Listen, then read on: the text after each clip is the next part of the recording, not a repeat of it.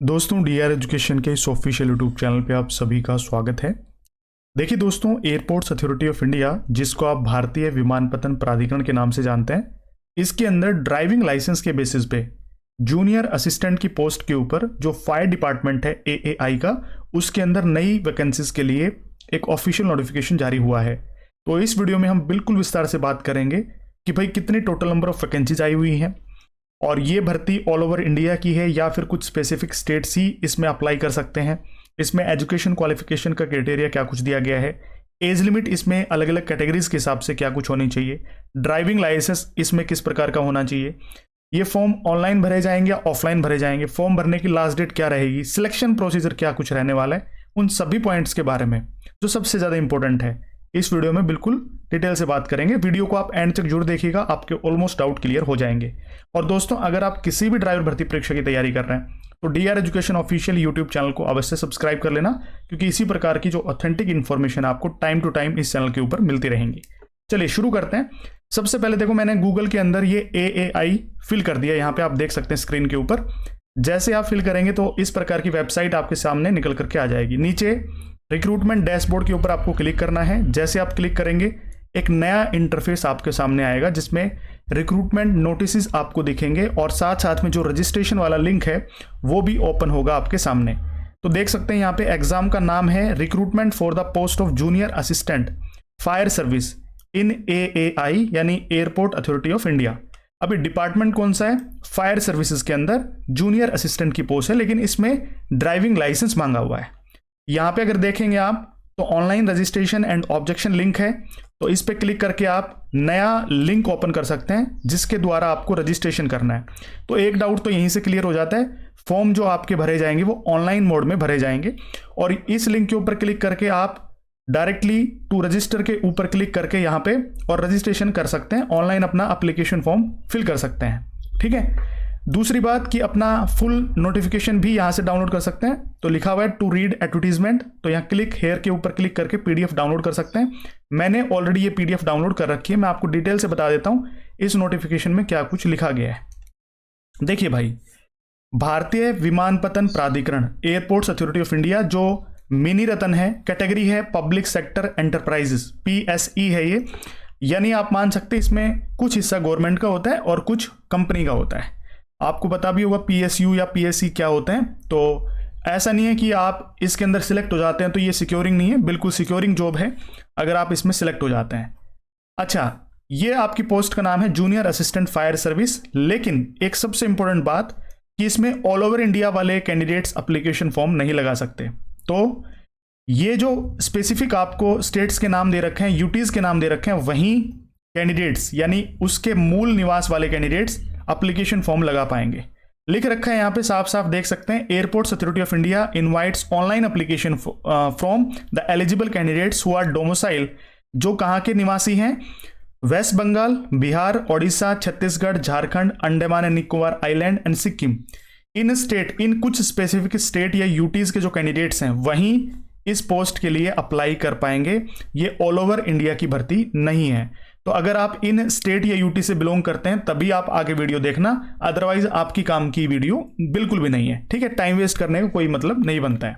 चलो जी, तो यहाँ पे पोस्ट का नाम दे रखा है junior assistant fire service. Total number of vacancies हैं आपकी 89, जिसमें अनरिजर्व कैटेगरी की 45 वैकेंसीज हैं, एससी की 10 वैकेंसी हैं, एसटी की 12 वैकेंसी हैं, ओबीसी एनसीएल की 14 वैकेंसी हैं, ईडब्ल्यूएस की 8 वैकेंसी हैं। ये यहाँ पे आपका पे स्केल दे रखा है, देख सकते हैं। ठीक है, उसके बाद बात करते हैं कि यहाँ पे डिसेबल कैंडिडेट्स अप्लाई नहीं कर पाएंगे। मान लो आप इन स्पेसिफिक स्टेट या यूटी से बिलोंग करते हैं तो भी आप फिल नहीं कर पाएंगे एप्लीकेशन फॉर्म अगर आप डिसेबल हैं, क्योंकि ये जो पोस्ट है ये डिसेबल कैंडिडेट्स के लिए बिल्कुल भी नहीं है, क्योंकि इसमें ड्राइविंग लाइसेंस मांगा हुआ है, और ड्राइविंग लाइसेंस जिस भी पोस्ट के लिए मांगा जाता है फिर उसमें डिसेबल कैंडिडेट्स एलिजिबल नहीं होते हैं। अच्छा, फॉर्म भरने कब से स्टार्ट हो चुके हैं? 30 दिसंबर 2024 से, कल से। और फॉर्म भरे जाएंगे कब तक? 28 जनवरी 2025 तक फॉर्म भरे जाएंगे ऑनलाइन मोड में। मैं आपको वेबसाइट दिखा चुका हूं, इस वेबसाइट का जो लिंक है आपको डिस्क्रिप्शन में दे दूंगा। डायरेक्टली यहाँ रजिस्टर के ऊपर क्लिक करके अपना रजिस्ट्रेशन करना, बाद में आप साइन इन के ऊपर क्लिक करके, लॉग इन के ऊपर क्लिक करके आप एप्लीकेशन फॉर्म है वो फिल कर पाएंगे। ठीक है भाई, चलो आगे नोटिफिकेशन पढ़ लेते हैं। उसके बाद आपका एज क्राइटेरिया क्या है? तो यहाँ जनरल कैटेगरी के लिए यानी यूआर कैटेगरी के लिए जो एज लिमिट है वो 18 से 30 साल है। 18 मिनिमम एज है, मैक्सिमम 30 साल है। एज कब से काउंट होगी? तो ये एडवर्टीजमेंट एक तरीके से जारी हुई है 1 नवंबर 2024 को, तो इस डेट से आपकी एज काउंट होगी। अच्छा, अपर एज में कुछ ऐसी कैटेगरीज हैं जिसमें रिलैक्सेशन भी मिलता है, तो वो रिलैक्सेशन देख लो यहाँ पे। ओबीसी के लिए 3 साल, यानी अगर अपर एज की बात करें तो जनरल कैटेगरी के लिए 30 साल है, तो प्लस में 3, ये हो गए 33 साल। किसके लिए? ओबीसी कैटेगरी के जितने भी कैंडिडेट्स हैं, और वो स्पेसिफिक स्टेट्स की होनी चाहिए जो मैंने ऊपर स्टेट एंड यूटीज बताया आपको। उसके बाद 5 साल तक की छूट मिलेगी एससी एसटी को। आप काउंट कब से करेंगे? वहीं 1 नवंबर 2024 से, यानी 30 साल जनरल के लिए है, प्लस में 5 और कर दो अपर एज में, तो 35 साल तक के कैंडिडेट्स फॉर्म अप्लाई कर पाएंगे एससी एसटी वाले। ठीक है, तो अब आगे बात कर लेते हैं। बाकी यहाँ पे एक्स सर्विसमैन वगैरह हैं, वो अपनी कैटेगरीज के हिसाब से चेक कर सकते हैं जो भी रिलैक्सेशन दिया हुआ है। मैं ओपन कैटेगरी यानी ओबीसी और एससी एसटी की बात कर रहा था। अच्छा, उसके बाद है एजुकेशनल क्वालिफिकेशन। ये भी बहुत इंपॉर्टेंट स्टेप है और इसको अच्छे से समझ लेना पहले। देखो यहाँ पे और का मतलब क्या है? यानी या तो आपके पास ये क्वालिफिकेशन होनी चाहिए या ये होनी चाहिए। तो सबसे पहले बात कर लेते ऊपर वाले की, तो 10th पास आप होने चाहिए, प्लस में आपके पास 3 साल का एक रेगुलर डिप्लोमा होना चाहिए, या तो मैकेनिकल ट्रेड से, या फिर ऑटोमोबाइल ट्रेड से, या फिर फायर ट्रेड से। इन तीन कैटेगरी में से किसी भी कैटेगरी से आपने 3 साल का रेगुलर डिप्लोमा कर रखा है और 10वीं पास के बाद किया है तो आप एलिजिबल हैं। लेकिन साथ साथ में एक चीज और होनी चाहिए, ड्राइविंग लाइसेंस होना चाहिए। उसकी कैटेगरी भी नीचे दे रखी है कि भाई कौन कौन सी कैटेगरी का ड्राइविंग लाइसेंस अगर आपके पास है तो एप्लीकेशन फॉर्म भरने के लिए एलिजिबल माने जाएंगे। तो सबसे पहली कैटेगरी तो ये हो गई आपकी एजुकेशन क्वालिफिकेशन में। अगर मान लो ये कैटेगरी के अंदर आप लाइन नहीं करते हैं और सिंपल आपने 10+2 कर रखी है किसी भी स्ट्रीम से, जरूरी नहीं है कि इसमें साइंस मांग रखी है या आर्ट्स मांग रखी है, कॉमर्स, किसी भी स्ट्रीम से आपने 10+2 पास कर रखी है, लेकिन होनी चाहिए रेगुलर, ओपन कैटेगरी से नहीं होना चाहिए। कई बार नोट अटेंडेंट करते हैं ना, तो ऐसा नहीं होना चाहिए, रेगुलर आपने 10+2 पास कर रखा हो तो भी आप एलिजिबल हैं। तो यहाँ पे एजुकेशन क्वालिफिकेशन की 2 कैटेगरी बन गई। पहली मैंने आपको ऊपर बताई थी, दूसरी कैटेगरी ये है। इनमें से कोई भी कैटेगरी से आप बिलोंग करते हैं तो ये तो होगी आपकी एजुकेशन क्वालिफिकेशन। उसके बाद जैसे इनमें से किसी भी कैटेगरी से आप बिलोंग करते हैं तो उसके साथ आपके पास होना चाहिए ड्राइविंग लाइसेंस। ये बहुत इंपॉर्टेंट है और इसी वजह से मैं इस भर्ती के बारे में आपको बता रहा हूं। तो इसमें भाई देखो, हैवी व्हीकल ड्राइविंग लाइसेंस अगर आपके पास है, या देखो सबसे पहले तो एचएमवी दे रखा है, अगर एचएमवी नहीं है तो आपके पास कौन सा ड्राइविंग लाइसेंस हो कि आप एलिजिबल होंगे? Medium vehicle licence. जो मीडियम व्हीकल होते हैं उनको चलाने का ड्राइविंग लाइसेंस होना चाहिए और ये 1 साल पुराना होना चाहिए। काउंट कब से होगा? 1 नवंबर 2024 से। 1 नवंबर 2024 से 1 साल पुराना होना चाहिए। समझ में आ गया?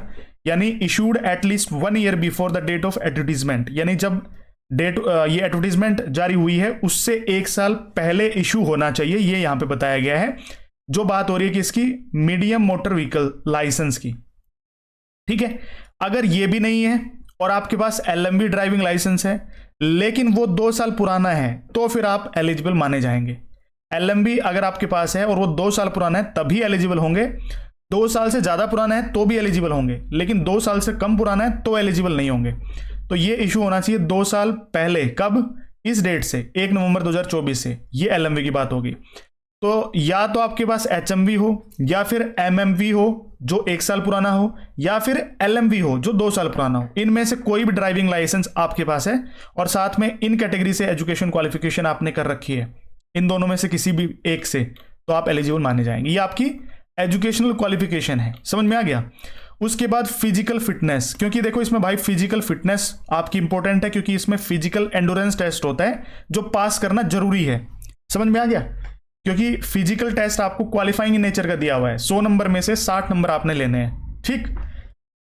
वो नंबर मैं आपको दिखाऊंगा अभी, इस नोटिफिकेशन में दे रखे हैं किस कैटेगरी में कितने कितने मार्क्स लेने हैं या कौन सा फिजिकल एंडोरेंस पास करना है तो उसके लिए कितने मार्क्स दिए हुए हैं, सब कुछ इसमें बताया गया है।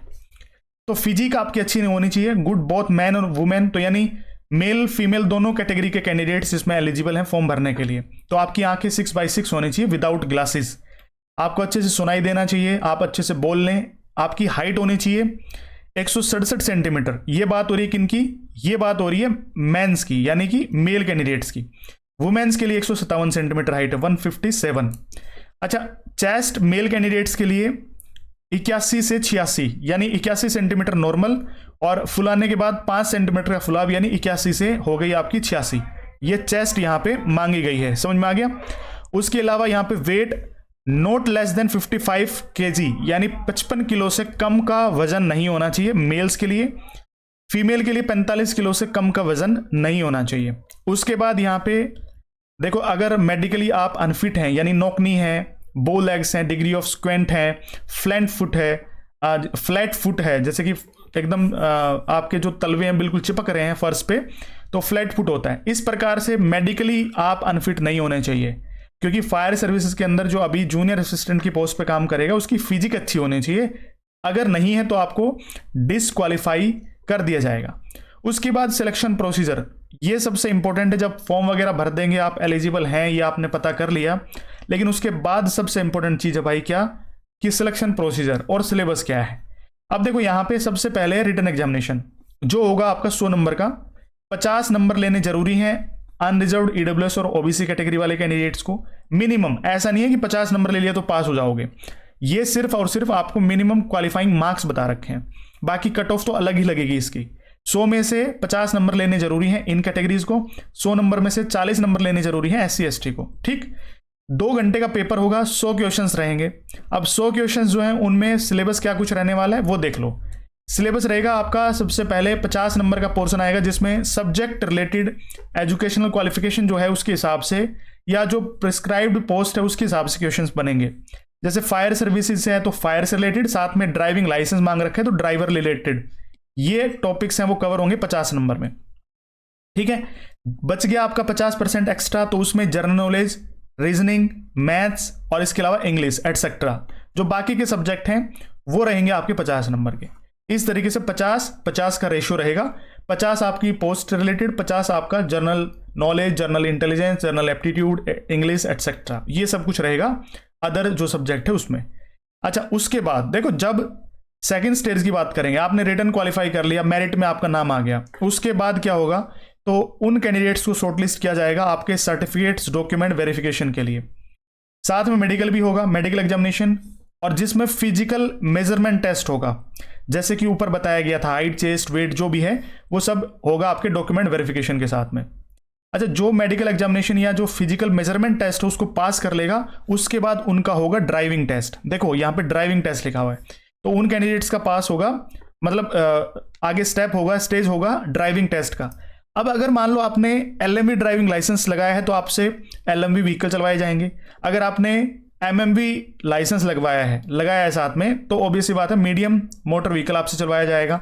और अगर आपने heavy motor vehicle driving licence लगाया है तो HMV व्हीकल्स आपसे चलवा करके देखे जाएंगे। ये ड्राइविंग टेस्ट आपका बताया गया है।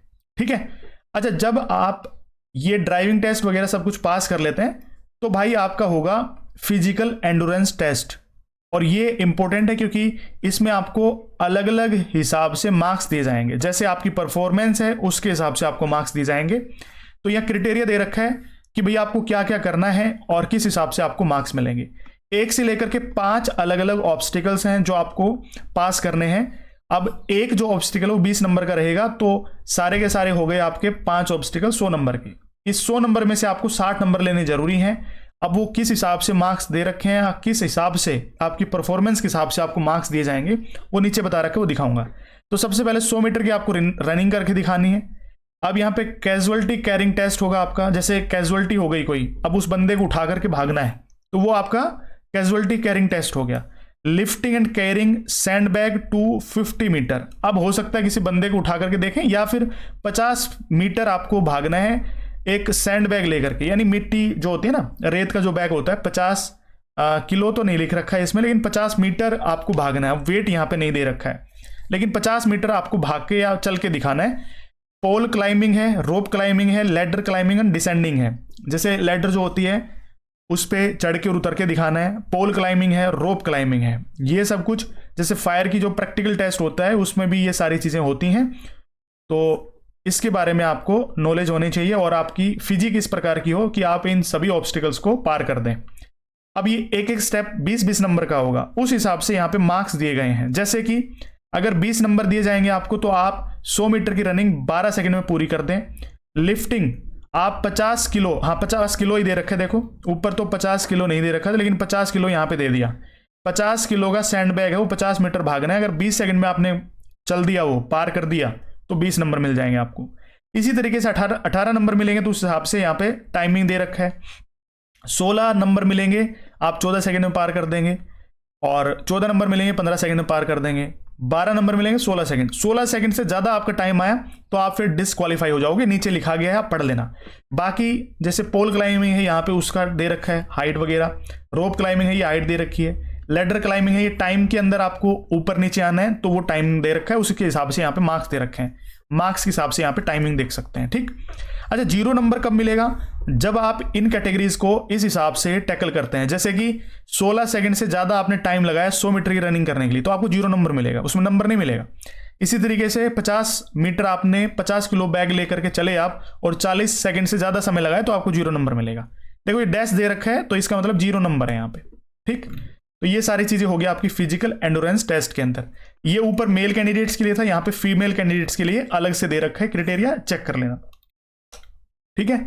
उसके बाद यहाँ पे बात करते हैं आपकी फाइनल जो मेरिट है, और आगे सिलेक्शन किसके हिसाब से होगा। देखो भाई, फिजिकल एंडोरेंस टेस्ट है, वो सिर्फ आपका क्वालिफाइंग इन नेचर का रहेगा। सिर्फ आपको पास करना है, 100 नंबर में से 60 नंबर लेने हैं सभी ऑब्स्टिकल्स को मिला करके, यानी 20-20 नंबर के 5 ऑब्स्टिकल हो गए, उनमें से 60 नंबर लेने हैं किसी भी तरीके से आपको। मिनिमम, मैक्सिमम चाहे 100 नंबर ले, लेकिन मिनिमम 60 नंबर आपको लेने जरूरी है। अच्छा, बात है फाइनल सिलेक्शन की, तो the final merit list in respect of selection of the post of junior assistant fire services shall be made on the basis of written examination. जितना रिटन में स्कोर अच्छा करोगे, उसके ब्याह पे आपका फाइनल सिलेक्शन होगा। जो फिजिकल एंडोरेंस टेस्ट है, ड्राइविंग टेस्ट है, वो सब कुछ सिर्फ और सिर्फ क्वालिफाइंग नेचर का रहेगा। समझ में आ गया? तो ये आपका फाइनल सिलेक्शन है, ये आपकी नोटिफिकेशन थी। उसके हिसाब से यहाँ पे देखो एक चीज और बता रखी है, जब आप सारी चीजें क्वालिफाई कर लेते हैं और फाइनली मेरिट लिस्ट के अंदर नाम आ जाता है, तो आपको बेसिक ट्रेनिंग करवाई जाएगी, जो होगी 18 सप्ताह की, जिसमें 16 सप्ताह जो बेसिक ट्रेनिंग होती है, 2 सप्ताह आपकी दिल्ली में जो फायर से रिलेटेड आपको क्या बोलते हैं, फायर स्टाफ ट्रेनिंग कॉलेज के अंदर सारी चीजें सिखाई जाएंगी, जो हैवी व्हीकल के मेंटेनेंस और ड्राइविंग के बारे में, या फिर फायर से किस तरीके से टैकल किया जाता है, वो सारी चीजें आपकी कहाँ पे होंगी? दिल्ली के अंदर फायर ट्रेनिंग कॉलेज जो FTC है, वहां पे आपकी करवाई जाएंगी। अच्छा, जब आप सिलेक्शन ले लेते हैं, तो शुरू में आपको, जब तक आपकी ट्रेनिंग पीरियड रहेगा, उसके अंदर आपको सिर्फ और सिर्फ एक स्टाइफंड दिया जाएगा, जैसे कि DFS में भी दिया जाता है। 25,000 रुपये मिलता है पर महीने, पर मंथ आपको 25,000 रुपये मिलेंगे। बाद में आपकी सैलरी बनेगी जब आप अपना बेसिक कोर्स पूरा कर लेंगे, यानी 16 सप्ताह का आपका बेसिक पीरियड रहेगा, और साथ में 2 जो सप्ताह का टाइम है, उसके अंदर आपको हैवी ड्यूटी व्हीकल जो होते हैं, उस पे आपको मेंटेनेंस और ड्राइविंग सिखाया जाएगा, और फायर से रिलेटेड जो ट्रेनिंग हो दी जाएगी दिल्ली में। बाकी जो आपकी बेसिक ट्रेनिंग होगी, वो कहाँ पे होगी? वो होगी आपकी, शायद हो सकता है दिल्ली या फिर कोलकाता, यहाँ पे बता रखे, देख लेना, इसको पढ़ लेना, fire staff training college FSTC Kolkata, ठीक। तो मेनली 18 सप्ताह की ट्रेनिंग है, जिसमें 16 तो बेसिक ट्रेनिंग चलेगी, 2 सप्ताह आपकी जो हैवी व्हीकल है उन पे मेंटेनेंस और ड्राइविंग चलेगा, और फायर से रिलेटेड। अब उस 18 सप्ताह के दौरान, यानी कितने महीने काउंट होते हैं जो आपकी ट्रेनिंग बन गई, तो उस दौरान आपको 25,000 रुपये पर महीने मिलेगा। जब आप बेसिक और आपकी एडवांस ट्रेनिंग पूरी कर लेते हैं 18 सप्ताह की, उसके बाद आपकी सैलरी कुछ इस हिसाब से मिलेगी, आप देख सकते हैं यहाँ पे। अच्छा, सॉरी, ये आपका बॉन्ड है भाई, बॉन्ड रिकवरी है, ये सैलरी नहीं है। बाद में जो अलाउंसेस वगैरह ऐड होकर के अच्छी खासी सैलरी आपकी बनेगी, लेकिन यहाँ पे बॉन्ड दे रखा है, ठीक है। ये बॉन्ड आपको समझा दिया जाएगा। जब आप सिलेक्शन लेंगे, तो उस हिसाब से भाई अप टू 1 मंथ है तो वो कुछ नहीं मिलेगा, 1 महीने से 2 महीने के बीच में अप टू 1 ईयर 50,000 रुपये, 3 लाख रुपए, सारी चीजें बता रखी हैं। वो बॉन्ड आपका रिकवरी बॉन्ड होता है, ये आप देख लेना, वो आपको बता देंगे। ये तो बात हो गई सिलेक्शन के बाद की, लेकिन सिलेक्शन से पहले एक एप्लीकेशन फी भी जरूरी है। तो भाई जो अनरिजर्व्ड OBC और EWS कैंडिडेट्स हैं, उनके लिए 1000 रुपये फीस लगेगी यहाँ पे, और SC ST एक्स सर्विसमैन और वुमेन कैंडिडेट्स के लिए कोई भी फीस यहाँ पे नहीं लगेगी। एग्जम्पशन है, कोई भी फीस आपकी नहीं मिलेगी, फीस में आपको छूट दी गई है, ठीक। तो ये आपकी चीज थी भाई, जो सबसे ज्यादा इंपॉर्टेंट थी। और फॉर्म भरने की लास्ट डेट पता चलेगी, आपकी फॉर्म भरने शुरू हो चुके हैं 30 दिसंबर से, 28 जनवरी तक फॉर्म भरे जाएंगे। फॉर्म किस तरीके से भरना है, कहाँ से भरना है, तो मैंने आपको वेबसाइट दिखा दी है, ये ऑफिशियल वेबसाइट, इसका लिंक डिस्क्रिप्शन में मिल जाएगा।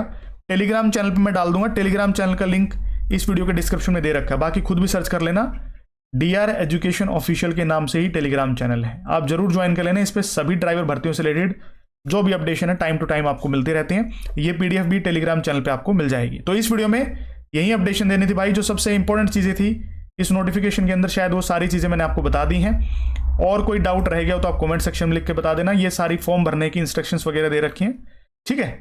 चलो जी, तो इस वीडियो में इतना ही था, मिलते हैं नेक्स्ट वीडियो में। बहुत बहुत धन्यवाद भाई वीडियो में जुड़ने के लिए।